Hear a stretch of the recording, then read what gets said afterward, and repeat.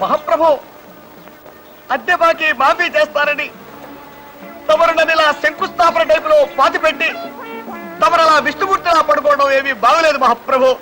నిన్ను నేను పాతి పెట్టాను కదా, నన్ను పాతి పెట్టడానికి మడిసి కోసం చూస్తున్నానయ్యా. నన్ను త్వరగా బయటికి లాగండి మహాప్రభు. ఏ ఊర కుక్కన్నా దగ్గరకు వచ్చి కాలెత్తిందంటే పావనం అయిపోతాను. లేదా ఏ ఎల్సేషను ఇసుకలో బంతి పడిందని నా తలని నోట ఖర్చుకెళ్ళిందంటే కీర్తిశేషుడిని అయిపోతాను. ముక్కు మీద దురద పుట్టిన గోక్కోలేని ధర్మ బతుకైపోయింది నాది. ఆట్టే వాగావంటే తిత్తి తీస్తా. నువ్వు చెప్తున్న కథలో ఏదో లోపం ఉందయ్యా కవి. నేను ఆలోచించి పెట్టుకున్న ఓ చిన్న లైన్ వినిపిస్తాను, ఇనుకో. ఓ ఫ్యామిలీ మంగళగిరి తిరణాలకు వెళ్తారు. వాళ్ళ కొడుకు 6 ఏళ్ల గుంటడు ఆ జనంలో తప్పిపోతాడు. ఆడి తల్లిదండ్రులు ఆడి కోసం బావురమంటారు. ఆహా, సెంటిమెంట్ బాగుందండి అయ్యా. మొదటిసారిగా తమరు మెదడు వాడుతున్నారు, వాడండి.